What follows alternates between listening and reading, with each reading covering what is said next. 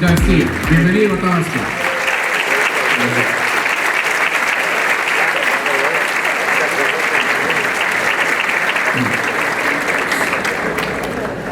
¿Qué tal? Buenos días. Gracias por la invitación. Estoy muy contento de estar aquí y poder presentar un poco de lo que hemos trabajado desde hace algunos 5 años con los drones, con la tecnología BAND, con la tecnología RPAS. Como me comentan que en el evento tenemos académicos, tenemos estudiantes, algo que platicaba con Lino, quien nos hizo la invitación a este evento, es que les contara un poquito cómo fue que creamos esta empresa. Terrazat Cartografía es una empresa que creé cuando estaba en el tercer semestre de la carrera. Yo soy geógrafo de la UNAM y es una empresa que inició empezamos haciendo topografía y cartografía para algunas empresas, para consultores, para gente de gobierno, desde que éramos estudiantes. Yo fui becario en el Instituto de Geografía, donde aprendí la tecnología de sistemas de información geográfica, y por las tardes podíamos ir a hacer mapitas, ir a trabajar de asistentes, de todólogos, y fue cuando surgió la necesidad de constituir una empresa. Algo que creo que en México nos hace falta es explicarle a los estudiantes cómo se hace una empresa. Quizás si yo hubiera tenido materias de cómo hacer una empresa, cómo pagar impuestos, etcétera, todo este camino brutal para poder tener una empresa, creo que México podría aumentar su progreso, porque el talento existe. El problema es que nadie te dice cómo aplicarlo. O sea, nos enseñan a hacer los mapas, nos enseñan a hacer la topografía, pero al final del día llegamos a un punto en que no sabemos cuánto cobrar un mapa, ¿no? ¿Cuánto cobras por volar un dron? ¿Cuánto cobras por hacer una arquitectura, un plano de arquitectura? Esa parte es muy compleja. Entonces, es lo que les voy a contar un poco el día de hoy. Esta empresa la fundamos en 2009 con la ayuda de profesores que me ayudaron, amigos, gente muy cercana, ingenieros del Politécnico, y nosotros como estudiantes de Geografía de la UNAM fundamos Terrazat Cartografía. La presentación les tengo los diferentes logotipos que hemos tenido a través del tiempo. El primer logotipo lo hicimos en Paint en 2009. Teníamos que entregar una cotización para una fotografía aérea en Cancún y no sabíamos ni cómo. Decidimos el nombre de Terrazat en una cafetería ahí por el Metro Nativitas.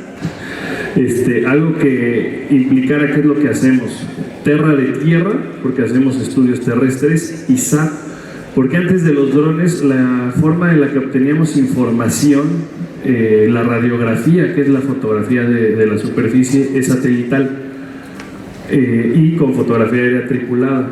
Entonces por eso le pusimos Terrazat, que es la fusión entre hacer estudios de la Tierra hasta los satélites. A partir de ahí la cartografía nos permite analizar cualquier rasgo de la superficie terrestre.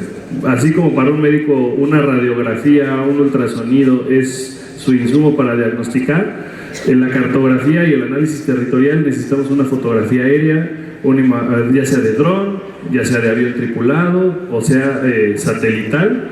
Si nosotros no tenemos ese insumo gráfico, no podemos empezar a hacer análisis territorial o crear mapas.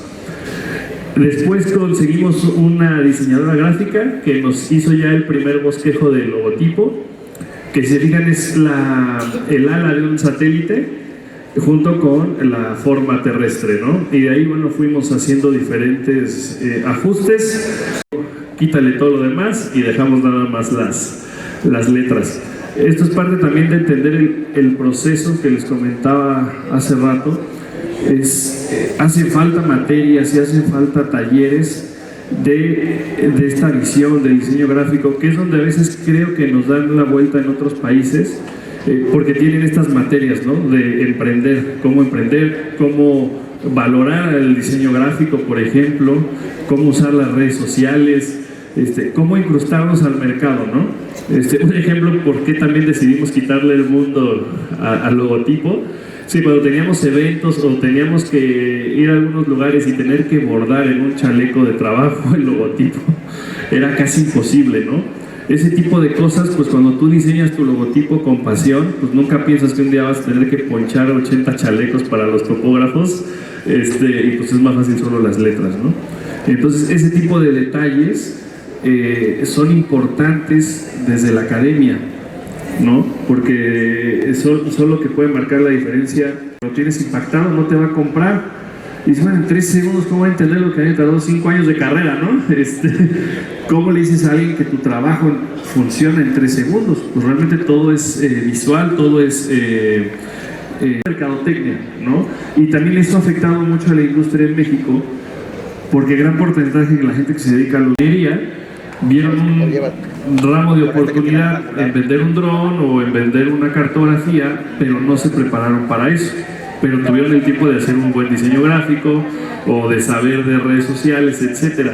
Por eso también es muy importante que ustedes saben que en México la gente a todo dice sí te lo hago y luego averigua cómo hacerlo, ¿no? Que un atlas de riesgos, yo te lo hago, compadre, y después ahí andan haciendo capturas de pantalla de Google Earth. Entonces es muy importante desde la academia que le decimos a la gente que eso no está mal, pero que sí contraten a la persona adecuada para hacer los estudios, ¿no? Lo que sigue, que les hablaba de las redes sociales, la imagen del lado izquierdo. En 2012, el 20 de mayo, estábamos felices de la empresa porque habíamos llegado a los primeros 100 seguidores. Y eso para nosotros se nos hacía muchísimo en 2012. Al día de hoy, hice ahorita la captura de pantalla, llegamos a más de 80,000 seguidores. Eso realmente yo le atribuyo que el éxito de Terrasat se basó en las redes sociales. ¿Por qué? Porque realmente es la única forma en la que nuestro segmento nos pudo conocer, porque realmente en las redes sociales la gente te sigue por lo que en su historial de búsqueda sabe que le apasiona, ¿no? Entonces, realmente esas 80,000 personas son 80,000 personas que les interesan los drones, que les interesa la cartografía, que les interesa la tecnología, les interesa la robótica. Y eso es lo que nos ha permitido estar aquí. Si no fuera por Facebook, quizás ni me conocería, ¿no? O sea, quizás no conocerían a Terrasat. Pero también es muy importante darle la responsabilidad social que tiene usar las redes sociales. Porque la gente lo que ve en internet lo marca como verdad, ¿no? No se han visto que han hecho las bromas de que ponen un Godzilla destruyendo una ciudad y hay gente que se la cree. Porque lo vio en internet. Hay que tener demasiado cuidado con lo que publicamos en las redes sociales y también en el tema de drones. ¿Por qué? Lo comentábamos hace ratito. Los drones han permitido despegar y crear una cantidad de avances tecnológicos brutales. Pero a medida que hay gente que está esforzándose por hacer las cosas bien, hay otro segmento muy pequeñito de la sociedad que por ganarse un lugar en las redes sociales, una falsa fama, una falsa identidad de yo voy en contra de todo, han arriesgado toda la demás industria de los drones. ¿Por qué? Porque con que alguien haga algo ilegal, y no hablo de México, puede ser de todo el mundo, volar su dron junto a un aeropuerto, la persona que le puso explosivos a su dron, cohetes para jugar y aventar la pirotecnia desde su dron, etcétera. ¿Qué hace?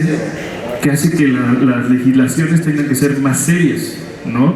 Porque a alguien se le ocurre hacer un video chistoso con su dron para redes sociales y entonces al hacer una legislación que tienes que respetar, si eres de la academia o si eres alguien que está haciendo un progreso, te limitan, ¿no? Por ejemplo, nosotros en Terrasat hemos apoyado mucho el talento joven. Tenemos a José Carlos, que tiene 15 años actualmente y empezó a armar drones desde los 13 y a volarlos. Pero ayer que se publicó la norma oficial, la propuesta de norma para drones, pues él no podría tener una licencia de dron porque es menor de edad, ¿no? Pero lleva 2 años armando y ganando competencias de drones. ¿Qué te forza a esas legislaciones? La gente que ha usado las redes sociales para hacer cosas pues fuera de la cuestión lógica. Realmente, si la gente leyera los manuales de los productos, no se necesitarían hacer normas. Porque ahí está claro, no vueles cerca de aeropuertos, no vueles en helipuertos, no vueles sobre personas, que es básicamente lo que te dice una norma. Entonces, esto también tiene que venir desde la academia, explicarle a la gente que toda tecnología tiene una consecuencia. Si usas la tecnología adecuadamente, hay un progreso. Pero con tantito que lo uses, aunque sea recreativo, pero fuera de ese concepto ético, truenas puede ser años de investigación, ¿no? O sea, imagínense todos los estudiantes ahorita del Politécnico de Aeronáutica, toda la problemática si nos apegamos a la norma para que puedan ir a practicar con sus drones, ¿no? Porque no tienen licencia, porque la mayoría pueden ser menores de edad, etcétera, etcétera. Por gente que quizás se quiso hacer una selfie, ¿no? En un lugar restringido, en un lugar, no sé si ustedes saben que hay zonas restringidas por el Ejército de México y por la Dirección General de la Aeronáutica Civil, y pues la gente no se informa. Por eso las redes sociales también hay que mantenerlas con mucho cuidado, cómo se usan y qué se sube. Porque entonces eso puede servir de ejemplo para otra persona, otro lo intenta, pero en ese otro intento puede alguien fallar. Un dron también es peligroso, o sea, eso tienen que entenderlo. Cualquier vehículo te puede causar un accidente. El dron no se exime de que pueda fallar, de que pueda chocar contra una paloma, contra un colibrí, etcétera, etcétera. Por eso esta tecnología también requiere muchísima responsabilidad. En esta imagen les cuento, este es el equipo base de Terrasat que hemos logrado juntarnos después de muchos años de trabajo.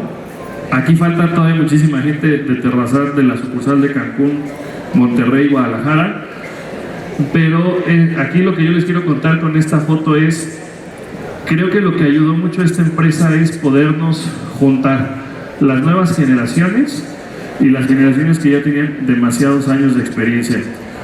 Por ejemplo, el ingeniero Aurelio Ness y Gabriel son fundadores de la empresa IMT Latinoamérica, una empresa que hizo fotogrametría por más de 30 años, trabajaron en INEGI. Entonces, cuando hay un proyecto es buenísimo poder juntar la experiencia de gente que ya hizo cartografía desde hace 30, 40 años y la tecnología que podamos traer nosotros. Porque a veces algo que nos pasa a los jóvenes es que vemos las cosas como muy fáciles. Entonces sabes que llegan proyectos en alguna zona del país y uno llega, Inge, vamos a hacer esto y vamos a volar por aquí, y llegamos acá y te dicen, no, en el 70 yo fui y está complicado y que no sé qué, y dices, sí es cierto, ¿no? Realmente eso ha ayudado a que muchísimo la empresa pueda progresar, y es algo que hemos notado en las empresas actualmente, que no quieren contratar a personas de más de 45 o 50 años. Y nosotros nos hemos dado cuenta que no, que sí debe de ser al revés, porque al final yo no necesito que ellos le piquen a todos los programas de la computadora, necesito que me digan qué es lo que observarían en cada relieve, en cada terreno, cuáles son los obstáculos, y eso lo traducimos a que la persona que ya sabe usar las nuevas tecnologías sepa qué hacer, porque de nada te sirve saber picar botones si no sabes qué es lo que le tienes que meter a la información y qué es lo que tienes que esperar. También otra cosa que es muy importante cuando vamos a hacer proyectos geotecnológicos con drones es que una cosa es la necesidad del cliente, que la tecnología está en su jugo, está en su punto, pero el cliente no tiene la capacidad de visualizar esa información. ¿A qué me refiero? La mayoría de los clientes, puede ser gobierno, puede ser en la industria privada, pues va a tener una computadora normal, una computadora para usar Word, Excel, tu Internet Explorer, y ahí. Si yo llego con la tecnología de drone y le llego con videos en 4K, o llego con ortomosaicos, curvas de nivel, modelo digital del terreno, y llego con un disco duro externo de 4 terabytes, ahí está su información, el cliente colapsa, ¿no? Porque al final del día de nada sirve que uno produzca demasiada cantidad de información para que el cliente final no pueda tener una solución territorial o una solución de lo que está buscando, ¿no? Porque quizás el cliente no tenga que ser experto en estas herramientas, todo lo tienes que dar una herramienta de visualización muy rápida. Entonces esa parte también hay que cuidarla cuando una tecnología despunta demasiado. Lo que la hace estancarse o que ya no siga esa curva de éxito es el usuario final, que quizás el usuario final no esté preparado para visualizar esa información. Hay veces que te dicen, quiero un video de esta construcción. Si tú mandas el video en crudo en 4K, de entrada puede ser que tu cliente no tenga una pantalla 4K, que eso no le va a servir para nada. Si la información es binaria, quiero saber si la obra ya acabó o no acabó. No tienes que mandar la resolución en 4K. Quizás el dron pueda grabar en 4K, pero si no va a acabar en una pantalla de cine o en unas pantallas de este tamaño, si solo el cliente lo quiere ver en su correo de forma binaria, pues lo mandas a baja resolución. Y eso si es que tu correo tiene la capacidad de enviar más de 30, 40 megabytes, ¿no? Ese es el ejemplo más importante de cuando mezclar diferentes componentes en la entrega y también diferentes perfiles en las personas que te van a ayudar a generar esa información. Porque entonces, ¿cuántos nos ha pasado de aquí que le hablan, los que tengan hijos, a su hijo que les enseña a hacer algo de un correo electrónico? ¿Y cuántos a nosotros, nuestros papás, nos dicen, oye, ¿cómo adjunto este video? ¿No? Entonces tú puedes tener la mejor información obtenida con drones, pero si el cliente final no la va a poder ver, tronaste toda esa producción de información cartográfica visual. Esta imagen se las ponía porque algo que también hemos visto en México es que toda la gente que te quiere es la principal gente que te dice no lo hagas para que no fracases, pero demasiada gente se rinde al final. Ya cuando está a punto de llegar por el tesorito, la gente se rinde. Realmente yo he visto en estos años que muchísimas empresas empiezan bien, pero en México o en Latinoamérica tenemos la cultura que el éxito es el dinero, ¿no? Y realmente pues cualquier empresa que se funde no va a haber dinero hasta dentro de 10, 15 años. En Japón planean las empresas que tengan utilidad después de 30, 40 años. En México los primeros 3 años solo vas a estar poniendo de tu dinero para estar sosteniendo una empresa. Realmente no hay modelos económicos adecuados para que puedas mantener una empresa muchísimo tiempo sin tener unas caídas financieras, ¿no? Entonces esa es la parte más difícil de emprender cualquier negocio, y más en la tecnología.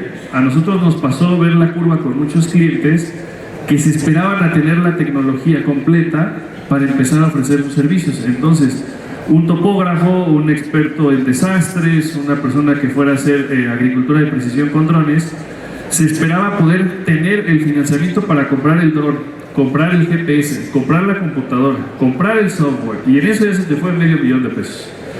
Y de repente empiezas a tener tus primeros clientes y a los 6 meses sale otro dron más barato y sale otra necesidad en el mercado, y de repente una empresa puede colapsar en 5 meses porque en 5 meses no recuperas $500,000.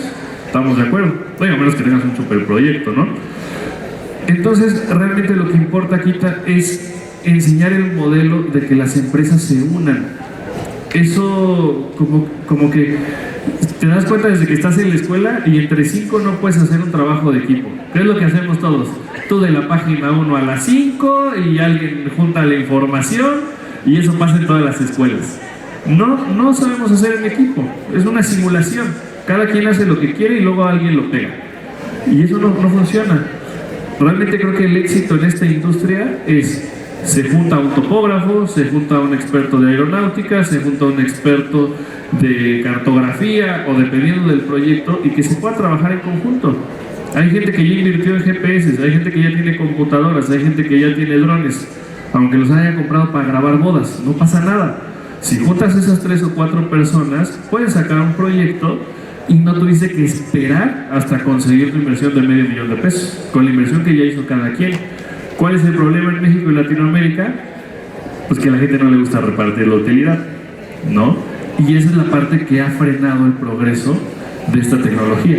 Porque realmente en México estamos bastante avanzados contra otros países. Y me atrevo a decir de verdad con mucho orgullo que en muchas de estas aplicaciones de drones estamos más avanzados que Europa.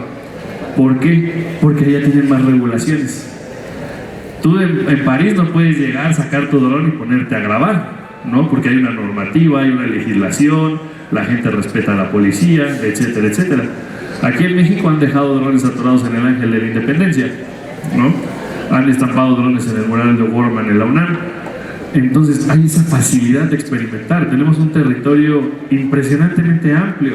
O sea, si ustedes quisieran salir ahorita y volar su dron, pues realmente lo pueden hacer con muchísima libertad y pueden estar experimentando. Simplemente los campus de las universidades son gigantes aquí en México.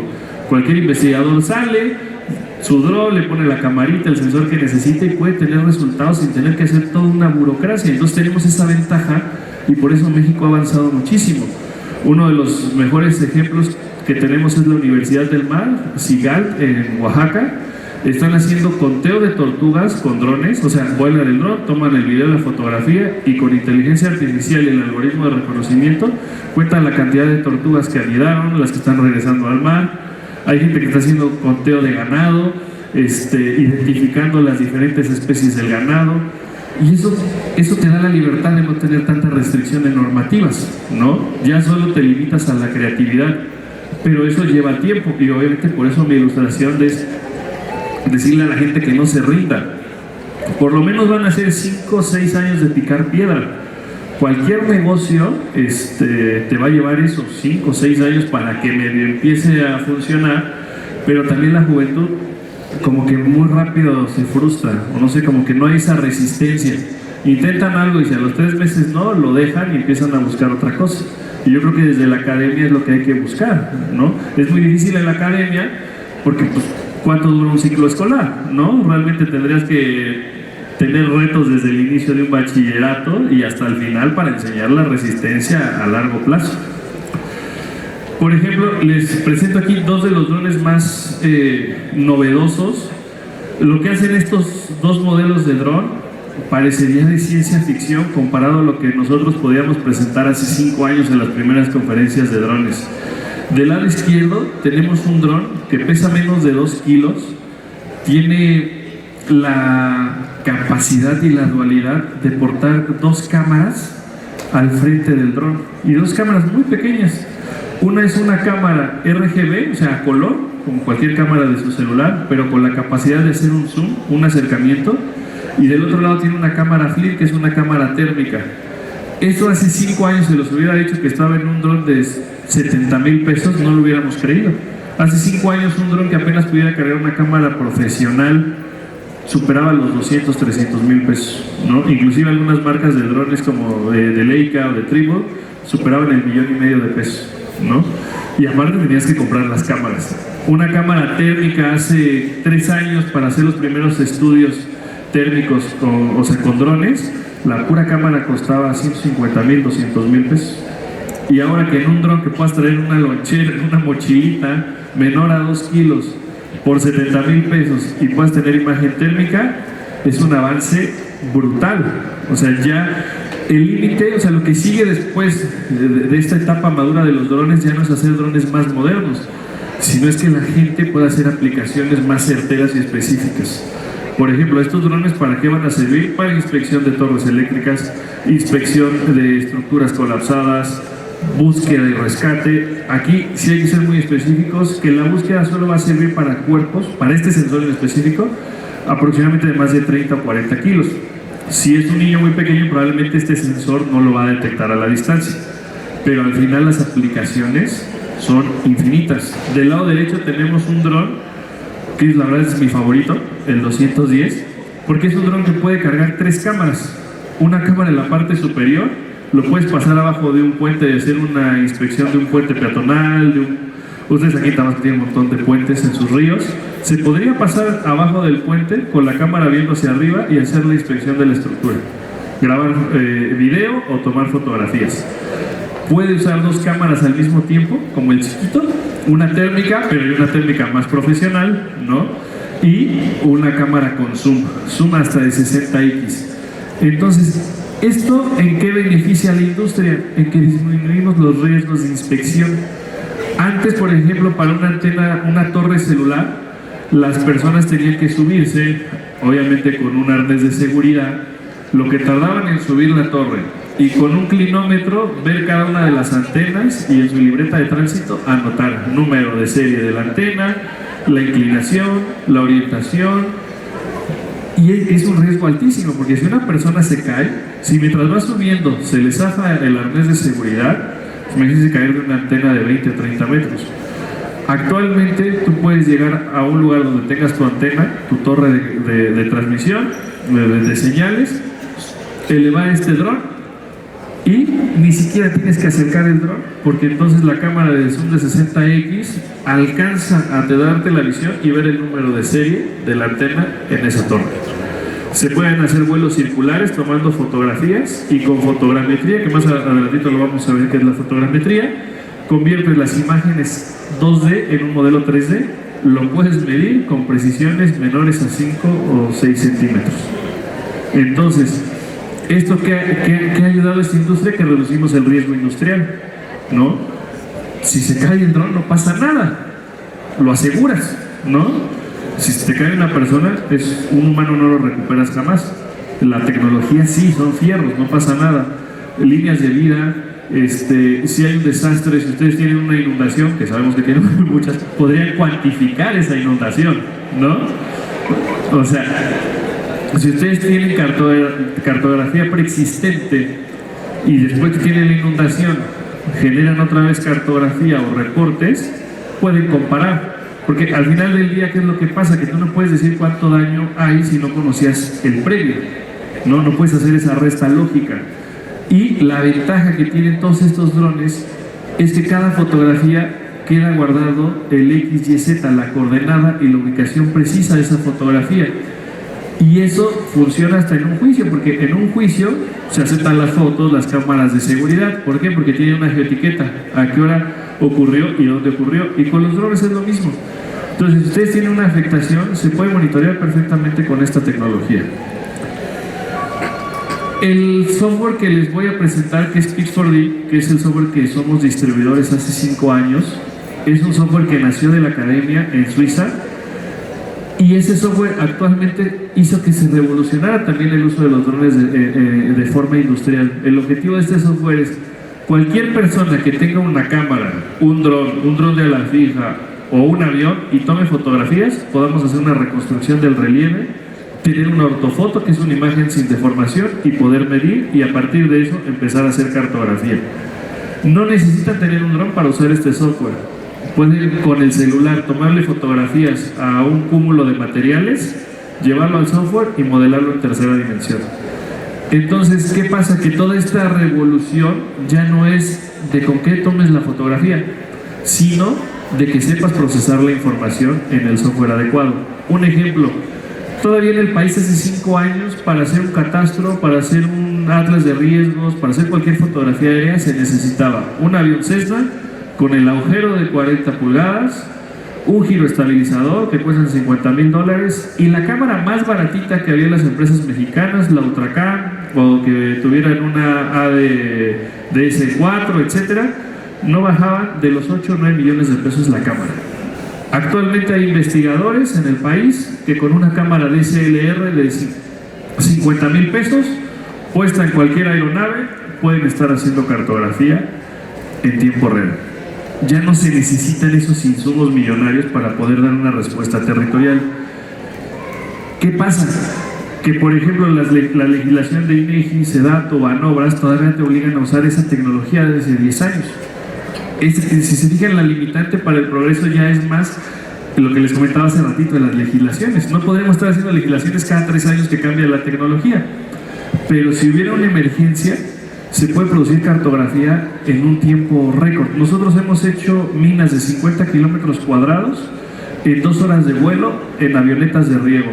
En Sinaloa conseguimos una avioneta de riego, no es mentira, nos cobraron $4,000 pesos la hora de vuelo, también nos dimos el lujo de darnos otra hora de paseo, poniendo la cámara por fuera del avión en el montante, y con este software haciendo la cartografía 8 horas en lo que regresamos al hotel, metimos las fotos al software. Al día siguiente tenemos un modelo en tercera dimensión de la mina de 50 kilómetros cuadrados. Ya no se necesita toda esa tecnología. O con los drones, un cúmulo de material en una mina pequeñito podría llevar 3 días de topografía. Un modelo volumétrico con dron pueden ser 20 minutos de vuelo del dron, 3 horas en proceso, tu validación, 24 horas tienes ese, o sea, estás reduciendo 2 días. Y lo mejor es que ya no estás 2 días en campo abajo del sol. Otra cosa muy importante de esto es, cada tecnología tiene su nombre. La topografía es una cosa, es una ciencia, y la fotogrametría es otra. Se complementan, no van aisladas. Porque también esto ha afectado muchísimo el campo laboral. La gente, por ganar dinero, por defraudar o por falta de conocimiento, empezaron a vender la idea de que los drones hacían topografía, y eso es mentira. El que hace topografía es el topógrafo, ¿no? El dron es un insumo al topógrafo para tener una imagen del relieve, modelarla y luego con los datos topográficos en campo hacer una fusión y tener una respuesta territorial. Entonces es muy importante también que si algún momento van a contratar algún servicio de dron, estudien muy bien realmente el concepto. Si esa es la tecnología que se adapta, no porque esté de moda es que va a ser más rápido. O por ejemplo hay levantamientos carreteros o levantamientos de ductos de gas que se emocionan y los quieren hacer con dron y de repente andan como 100 personas buscando drones para hacer, no sé, 200 kilómetros de una traza carretera. Eso no sirve. Estar 15 días en campo con 5 brigadas, con 5 drones, solo va a aumentar el error a ese estudio, cuando en el avión eso se haría en hora y media.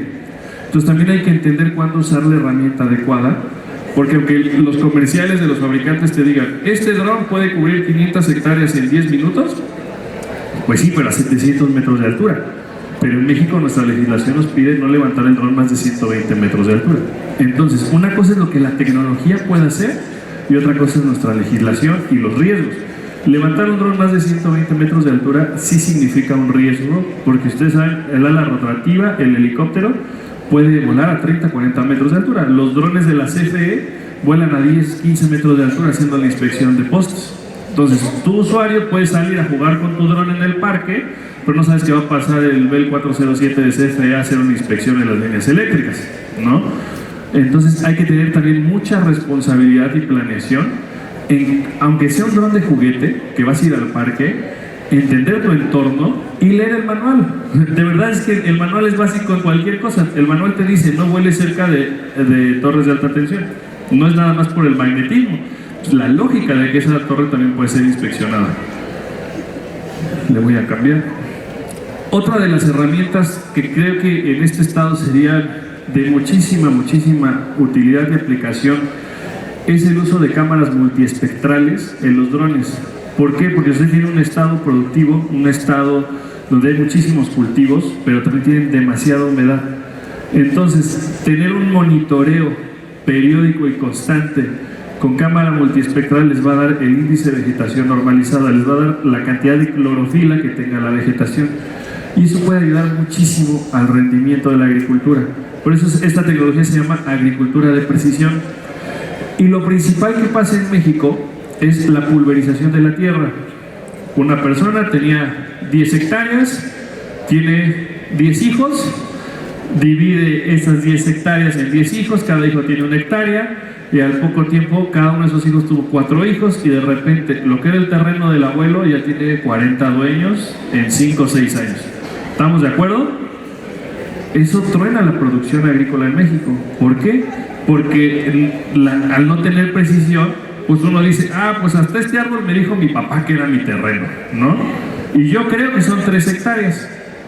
Y así se cultiva en México. Pues creo que de aquí para allá son 3 hectáreas, pero nunca nadie lo midió. Cuando ves los rendimientos agrícolas, no coincide con la estimación. ¿Por qué? Porque los predios en México no están a veces bien medidos. O sea, si ustedes ven las escrituras en México, te dicen, hay escrituras en Monterrey que dicen media hora caballo al norte, ¿no? ¿Con qué caballo? Iba trotando, ibas despacio. Hay escrituras que te dicen del predio de fulanito de tal, entre el predio de fulanito de tal. No hay precisión. Una vez tuvimos un cliente que compró un terreno que decía la escritura, camino de ferrocarril a Cuernavaca, ahí en Ciudad de México, en Tlalpan.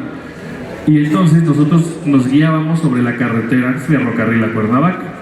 Cuando no coincidían las escrituras con lo que veías en planta, fuimos a la Mapoteca Manuel Orozco, buscamos la cartografía de Tlalpan de 1930 y resulta que sí pasó un ferrocarril por ahí en 1930, ¿no?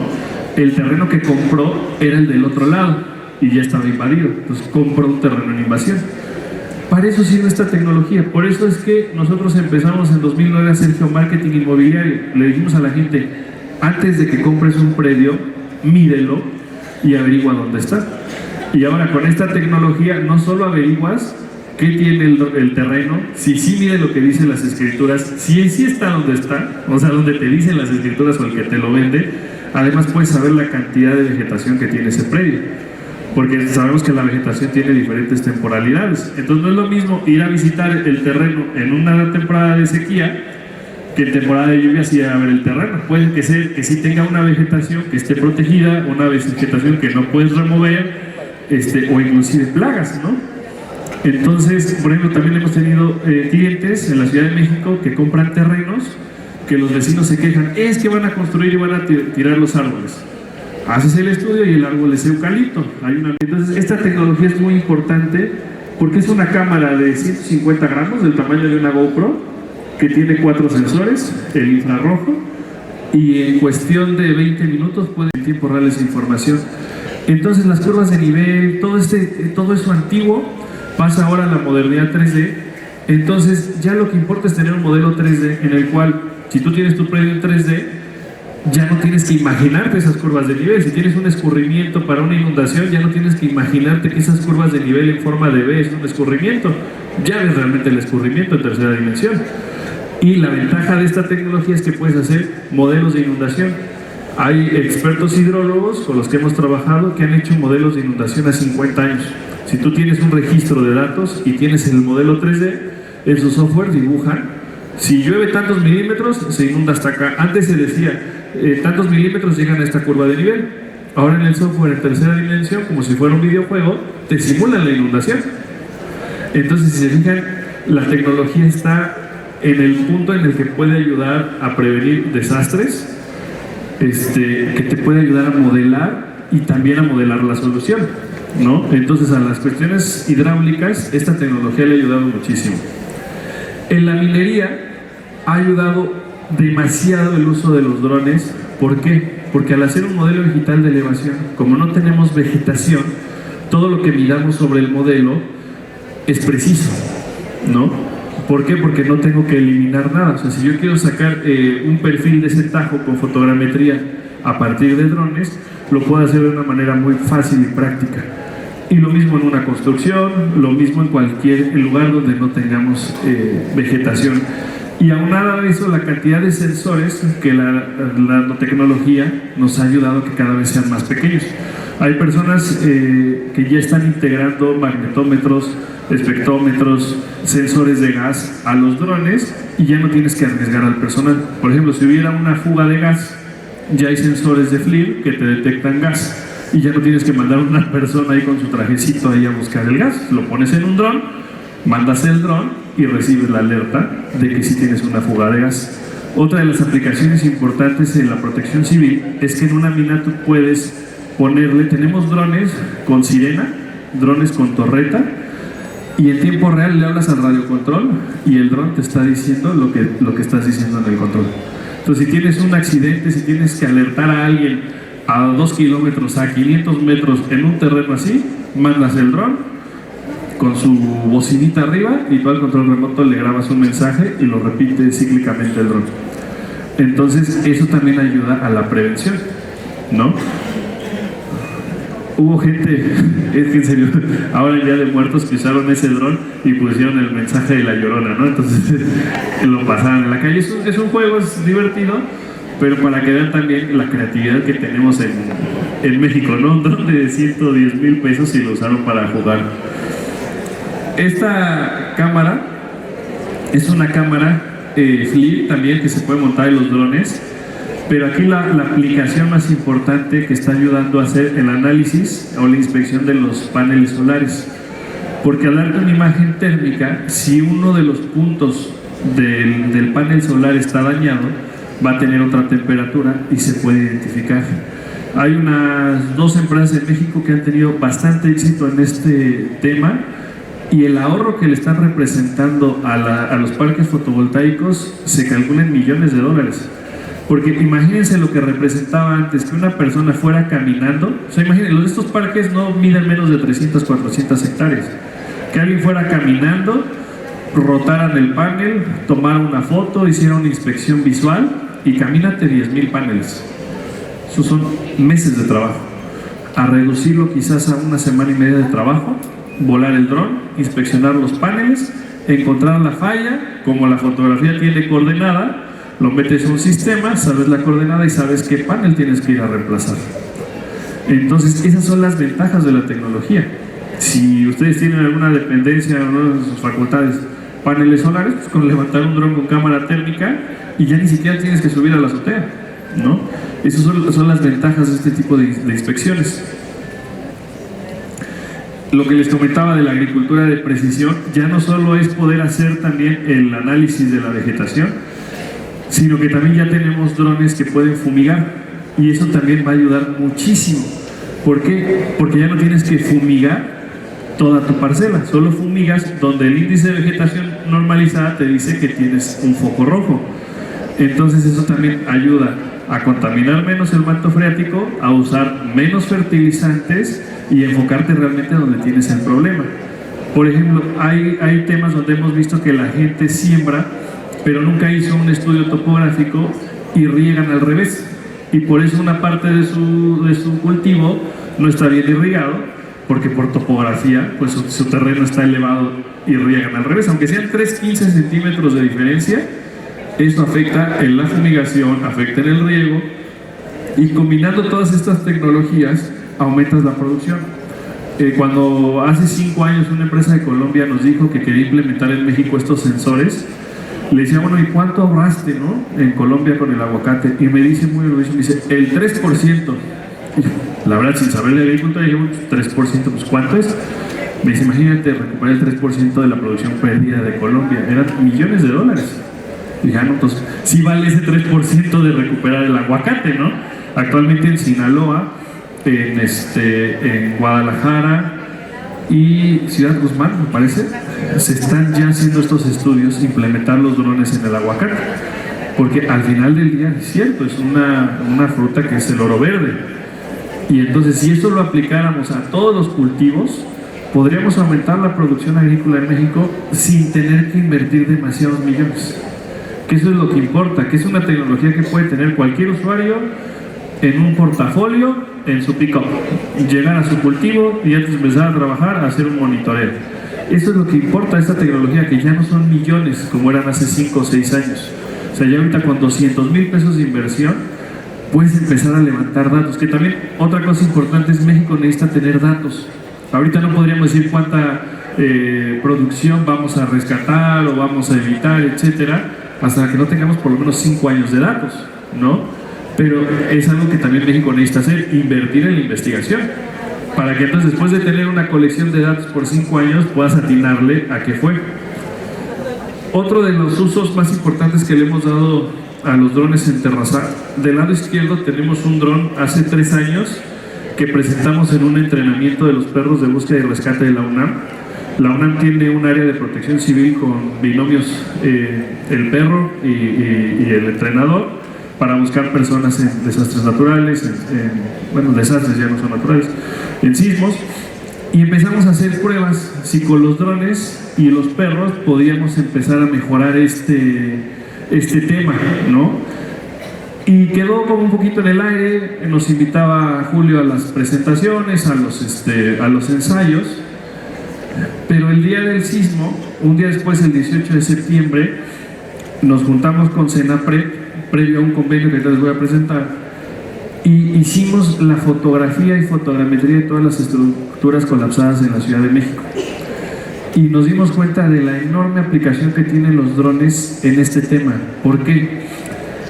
Nos dimos a la tarea, nos juntamos como 5 o 6 empresas de drones, fuimos a Senapred, nos dividimos la ciudad en cuadrantes y fuimos a inspeccionar las estructuras que estuvieran cuarteadas.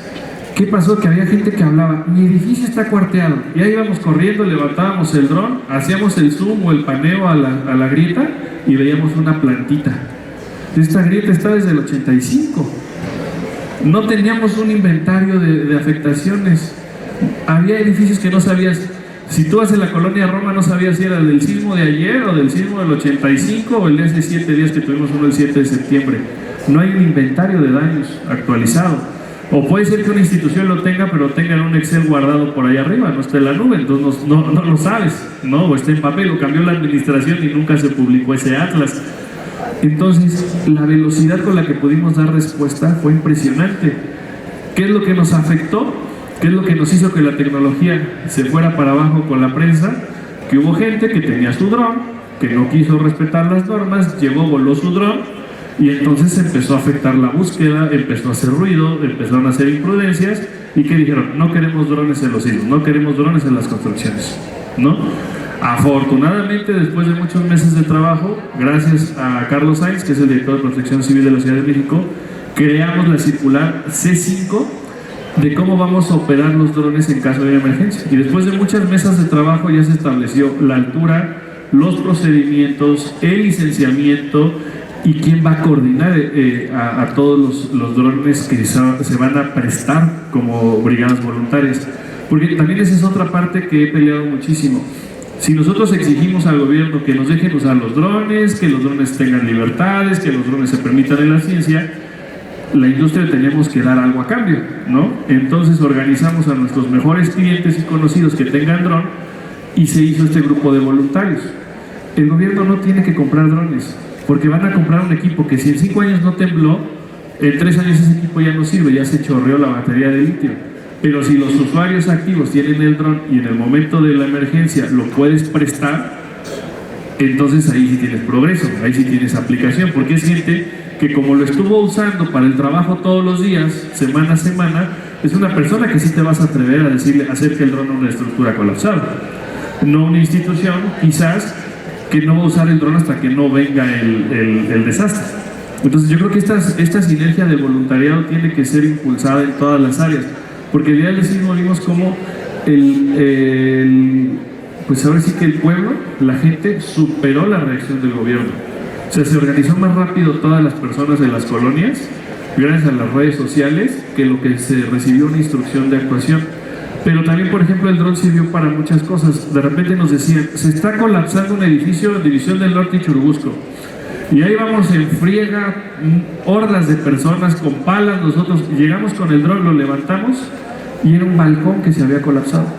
Entonces, no es riesgo menor, pero también a la gente no le estamos enseñando los niveles de riesgo en las escuelas. Entonces, alguien sube a Twitter, se está cayendo parte del edificio, el retweet, se está cayendo el edificio, tercer tweet, se cayó el edificio. Desplazas ambulancias, rescatistas, ejército, todo ese, imagínense el costo de desplazamiento y llegar y que la estructura no esté colapsada, cuando a 3 kilómetros sí puedes tener una verdadera afectación. ¿De qué sirve el dron? Llegas, levantas el dron, tomas la fotografía, la tienes en tu celular, la puedes mandar a un grupo de WhatsApp, la puedes subir a una nube, la puedes publicar, puedes hacer lo que quieras con esa fotografía, la puedes mandar a un centro móvil de protección civil y en ese momento tienes información veraz, ¿no? Porque eso pasó muchísimo. Nosotros llegábamos a otra edificación y nos seguían diciendo personas caminando con palas. ¿Cómo llego al edificio colapsado de División del Norte? No se cayó. No, sí, en Twitter dijeron, ¿no? Ese es el riesgo de las redes sociales. Entonces le decimos a la gente, ahí está la foto, no se cayó. Váyanse a donde realmente se hace falta la ayuda. Y para eso sirven los drones. Y al tener la estructura colapsada, podemos tener ese modelo 3D de cartografía. Les ha servido a los ingenieros de estructuras y de patología de edificios saber si se cayó al norte porque fue, si las varillas quedaron expuestas. Antes de que entrara la maquinaria a remover, tienes que tener una radiografía de esa edificación colapsada, porque entonces vas a saber si fue el sismo, si fue mala construcción o a qué se debió. Por ejemplo, ahí no se alcanza a ver en la foto, pero ese edificio en Coyoacán colapsó porque colapsó el de al lado y el de al lado lo empujó. Entonces tú puedes tener una excelente estructura, tu construcción, pero si el de al lado lo empuja, tienes que tener esa fotografía para saber. Otro de las cosas más duras que fue haber hecho eso es que una de las edificaciones de Saratoga había una señora encerrada, atrapada en los escombros, pero no permitían que entraran los rescatistas porque los vecinos decían que el tanque de gas lo acababan de llenar y el tanque de gas estaba así, a nada de resbalarse. Pero los vecinos decían que tenían 2 tanques de gas, de los enormes, en un edificio de Portales. Buscamos con el dron, como no tienen idea, y nunca encontramos el segundo tanque de gas. Hasta después nos fuimos a buscar el histórico de imágenes satelitales de Google Earth. Y sí, el edificio en algún momento tuvo 2 tanques de gas. Después ya solo tenía uno muy grande, que era el que estaba a punto de colapsar. Pero a ese grado que no tenemos registro de qué tienen las azoteas en México. No, si hubiera una cartografía preexistente, podríamos decir, oye, en la foto de catastro de 2015, este edificio no tiene 2 tanques de gas, solo tiene uno, pueden entrar. ¿no? Esas respuestas territoriales que te va a tener una fotografía aérea de alta resolución. Otro tema es, de verdad, si ustedes se dedicaran a esto como nosotros, es preocupante la cantidad de basura que guardamos los mexicanos en las azoteas de nuestras casas. O sea, de verdad, es el nido para el dengue. Es perfecto. Llantas, lonas, triciclos. De verdad, debería haber una ley que multe tener basura en las azoteas. Y eso, imagínense, en un sismo, todos esos cachivaches, pues tú no distingues cuál es la estructura colapsada de la del vecino cochino, ¿no?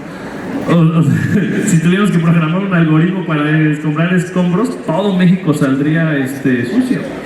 La gente de verdad tiene las azoteas de sus casas terribles, sin mantenimiento. Llegamos a comparar edificios colapsados. Eso no tiene nada que ver, pero impacta. Eran los que no estaban impermeabilizados. Y el edificio de al lado, que se veía perfecto, bien pintado y su mantenimiento, era el que había aguantado en mismas unidades habitacionales. Entonces, esto fue un año antes del sismo.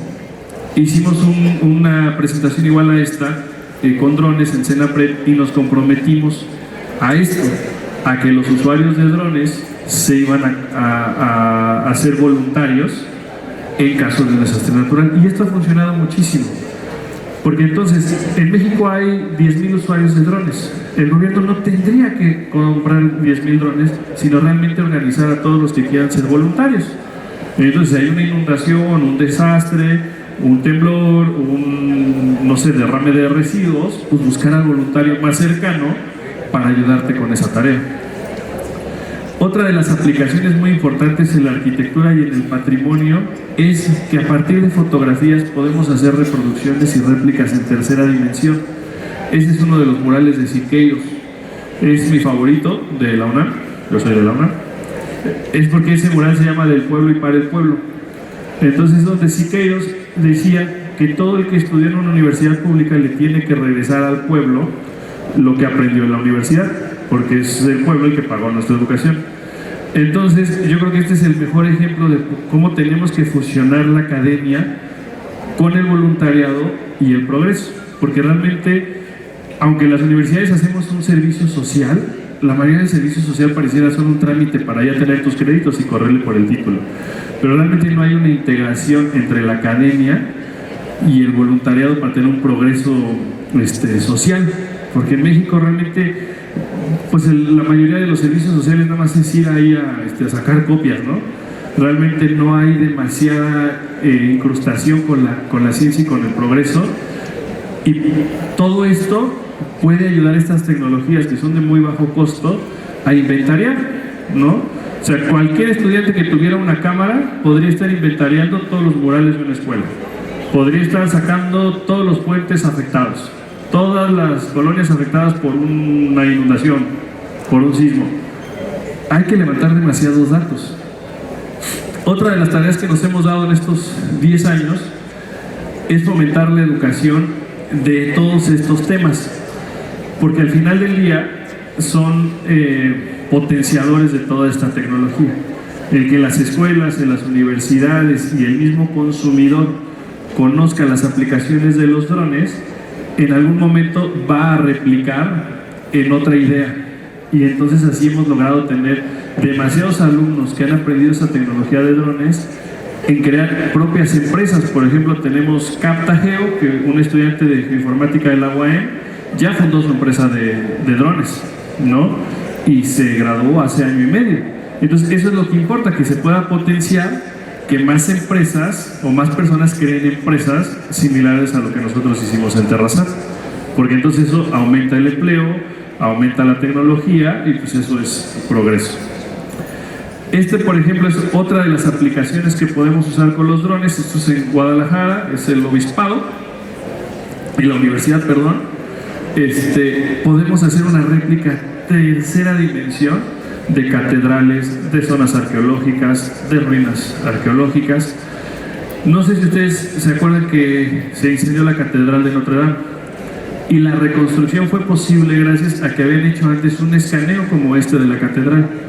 Entonces, si tú tienes un escaneo de catedrales, de hospitales, por dentro y por fuera. Por afuera se hace con dron, por dentro se hace con escáner de radar. Tienes un patrón, digamos, tienes una fuente de información medible, escalada, para replicar una reconstrucción o para tomar una decisión territorial. Y todo eso, ese vuelito fue en 15 minutos, quizás 6 horas de procesamiento. Y ya tienes un modelo escalado en tercera dimensión, que eso se podría mandar a la impresora 3D que está exhibida allá atrás. Y lo que se tarda en imprimirlo. Porque tiene salida STL y puedes hacer una reconstrucción de la maqueta de esa universidad con un vuelo de dron. O sea, eso es lo que da que tenga la velocidad que tiene esta tecnología. Y pues por mi parte sería todo. Muchísimas gracias.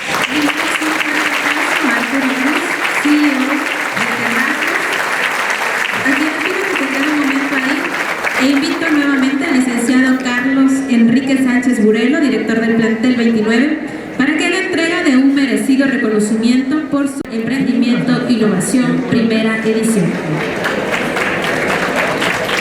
Tiene que ser muy fuerte el aplauso, que valga la pena haber venido desde Ciudad de México para estar con nosotros esta mañana. Ha accedido a responder algunas preguntas que ustedes amablemente nos han hecho. Yo se las voy a leer y él muy valientemente las va a responder. Dice, de acuerdo a tu experiencia, los institutos o universidades más preparados para formar a los chicos que quieren estudiar mecatrónica o robótica, ¿cuáles son? Yo creo que el Politécnico, la UNAM y los institutos. Alguna vez fuimos invitados al Instituto de Misantla en Veracruz y nos sorprendió lo que estaban haciendo con drones, cámara multiespectral y cítricos, la naranja, porque Veracruz ahí en Misantla siembra naranja. Entonces la verdad es que fue impresionante.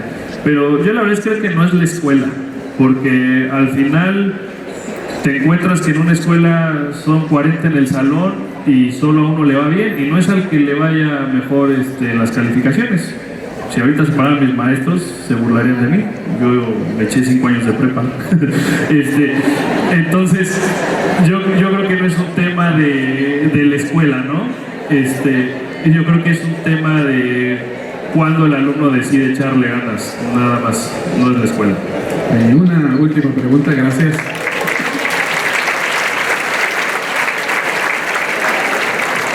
Está muy ad hoc con el reloj de nuestro estado, es interesante.